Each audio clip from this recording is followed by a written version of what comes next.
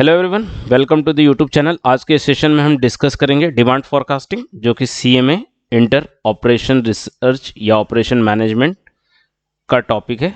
तो चलिए शुरू करते हैं। आज के इस सेशन में हम डिस्कस करेंगे डिमांड फॉरकास्टिंग होती क्या है और स्टेप्स इन डिमांड फॉरकास्टिंग या किसी भी तरह की फॉरकास्टिंग में क्या क्या स्टेप्स फॉलो किए जाते हैं। तो चलिए पहले हम बात कर लेते हैं डिमांड फॉरकास्टिंग क्या होता है। तो फॉरकास्टिंग का मतलब होता है सबसे पहले peeping into the future, future के अंदर देखना। ओके, फ्यूचर में क्या करना, डिग करना कि फ्यूचर में क्या हो सकता है। मतलब it is a kind of the prediction और द एस्टिमेशन। तो what is demand forecasting is systematic method. Systematic method मतलब जिसका एक प्रॉपर बेस हो या कुछ रैशनल हो, उसके पीछे कोई लॉजिक हो, जिसको आप क्या कर सकते हैं, अपनी पॉइंट ऑफ व्यू रख सकते हो। Of probing the future based on the scientific analysis of the facts and the possible consequences. Like example forecasting of the sales या डिमांड फॉरकास्टिंग ही वो खुद इटसेल्फ एग्जांपल है फॉरकास्टिंग का।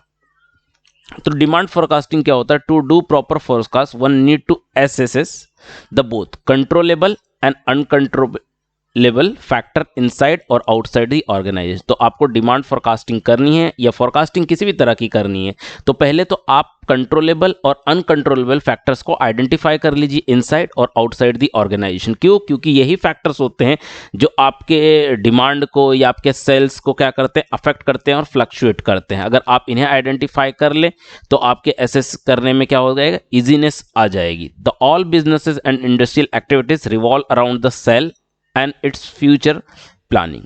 To know what business will do in a future, we must know its future sales. So sales forecasting is most important activity in the business because all other activities depend upon the sales of the concern. क्योंकि sales के ऊपर ही आपकी production depend होती है। अगर आपकी sales forecasting strong है और आपको आइडिया है कि फ्यूचर में कितनी सेल्स हो सकती है या डिमांड कितनी हो सकती है, तो उसकी अकॉर्डिंगली आप अपनी प्रोडक्शन और कैपेसिटी प्लानिंग करोगे। तो कैपेसिटी प्लानिंग के लिए सबसे इंपॉर्टेंट होता है कि आपकी फॉरकास्टिंग स्ट्रांग होनी चाहिए या आपके पास एक फॉरकास्टिंग के लिए प्रॉपर एक बेस होना चाहिए या एक फॉरकास्टिंग टेक्निक होनी चाहिए।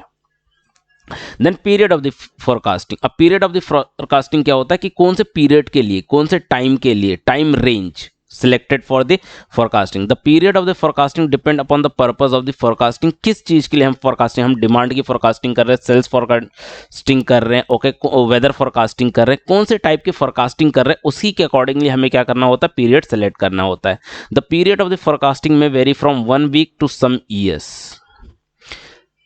Next is type of the forecasting. तो depend upon the period of the forecasting, period of the forecasting के अकॉर्डिंगली फोरकास्टिंग क्लासिफाई की जा सकती है। शॉर्ट टर्म या शॉर्ट रेंज फोरकास्टिंग जो 1 वीक से 2 वीक्स और कपल ऑफ मंथ्स तक जिसका टाइम पीरियड होता है। देन मीडियम रेंज फोरकास्टिंग जिसका टाइम पीरियड होता है 3 to 6 मंथ। और लॉन्ग रेंज या लॉन्ग टर्म फोरकास्टिंग होती है जिसका मोर देन 1 ईयर का डेटा कंसिडर करके हम क्या करते हैं, फोरकास्टिंग करते हैं। देन शॉर्ट रेंज फोरकास्टिंग के बारे में डिस्कस कर लेते हैं। तो short range forecasting is useful in production planning. ये पॉइंट नोट कर लीजिए कि शॉर्ट टर्म जो फोरकास्टिंग होती है वो प्रोडक्शन प्लानिंग में इंपॉर्टेंट होती है। To estimate the inventory requirement, inventory की क्या रिक्वायरमेंट होगी। जैसे आप प्रोडक्शन कर रहे हैं तो प्रोडक्शन में अगर कोई रॉ मटेरियल है तो रॉ मटेरियल आपको कितना होल्ड करना है, उसकी कितनी स्टॉक बना के रखनी है, ये सब एस्टिमेशन हम शॉर्ट टर्म में ही करते हैं। To provide the transport facility for the dispatch of the finished good and to decide the workload for man and machines. This is हम capacity planning भी बोल सकते हैं इसे। To find the working capital needed and to fix sales quota. तो obviously production planning में हो रहा है तो वहां पर प्रोडक्शन प्लानिंग किस पे रिस्पेक्ट में है, सेल्स के रिस्पेक्ट में। क्योंकि अगर आपको सेल्स का आइडिया है तो आप क्या करोगे, उसी के अकॉर्डिंगली प्रोडक्शन प्लानिंग करोगे और उसी के अकॉर्डिंगली आप क्या करोगे, कैपेसिटी प्लानिंग करोगे। And medium range forecasting to determine the budgetary control over the expenses. मतलब बजट मतलब सिंपली अगर मैं बात करूं बजट के लिए हम लोग क्या करते हैं, मीडियम रेंज फोरकास्टिंग करते हैं। And to determine the dividend policy, company की डिविडेंड पॉलिसी क्या होगी उसके लिए भी हम मीडियम रेंज फोरकास्टिंग मतलब 3 से 6 महीने का डेटा हम क्या कर सकते हैं, कंसीडर कर सकते हैं। To find and control the maintenance expenses and determine the schedules of operations. Okay, operations कैसे होंगे उसके शेड्यूलिंग के लिए। और to plan for capacity adjustment.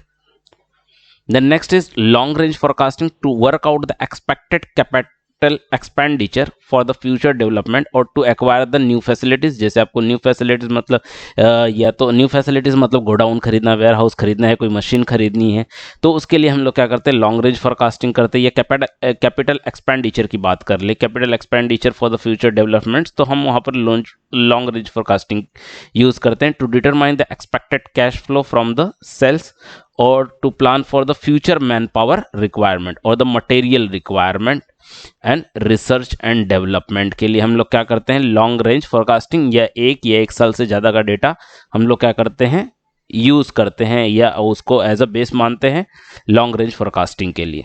तो factor influencing the forecasting, forecasting कौन से ऐसे फैक्टर, जैसे हमने बात की अनकंट्रोलेबल अनकंट्रोलेबल फैक्टर्स होंगे, तो ऐसे कौन कौन से फैक्टर्स है जो फोरकास्टिंग को अफेक्ट करते हैं। तो very first is environmental changes, environment में कुछ ऐसा चेंज हो जाए तो जिसकी वजह से हो सकता है कि हमने कुछ फोरकास्टिंग की है और उस फोरकास्टिंग इन्वायरमेंट में चेंज की वजह से वो फोरकास्टिंग क्या हो जाए, फेल हो जाए या उतनी अप्रोप्रिएट या एग्जैक्ट ना हो। जैसे लाइक कोरोना वायरस, हो सकता है लोगों ने क्या डिमांड की, कोई तो एक्सपेक्टेशन की होगी या एस्टिमेशन की होगी, पर क्या हो, कोरोना वायरस की वजह से क्या हो गया, डिमांड क्या होता है, सडनली फॉल्स हो गए क्योंकि लोगों के हाथ में उतने पैसे नहीं रह गए थे। तो इन्वायरमेंटल चेंजेस या डिजास्टर आ जाए या किसी भी तरह का ऐसा कोई अननेचुरल इवेंट हो जाए तो जिसकी वजह से क्या हो सकता है, आपकी फोरकास्टिंग अफेक्ट हो सकती है।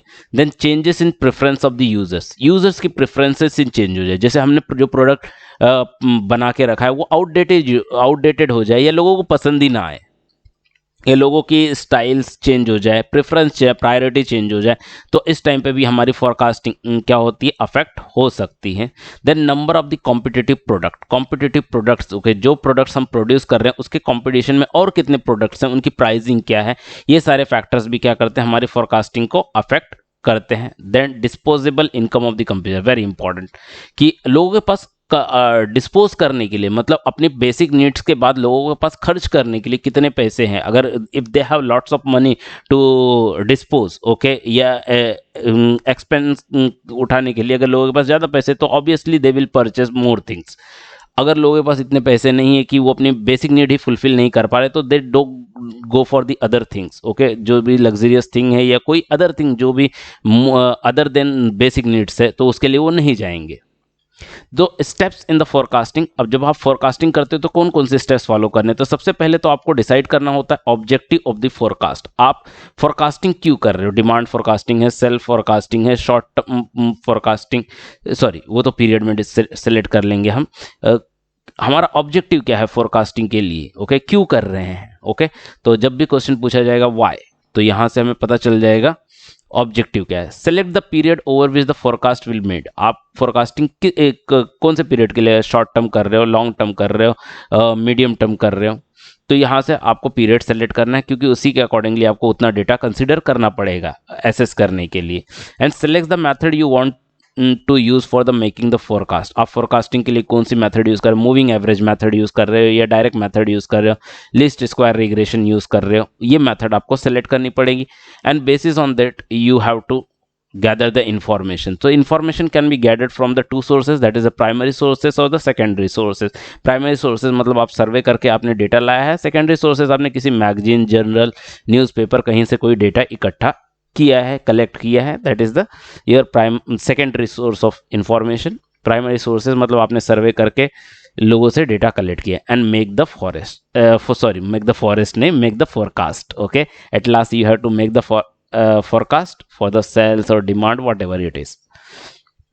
So that's all about the forecasting, what is actually the demand forecasting and steps in forecasting. Next video we are going to see the numerical how to do forecast by direct method and least square regression. Thank you for the watching. Like, share and subscribe.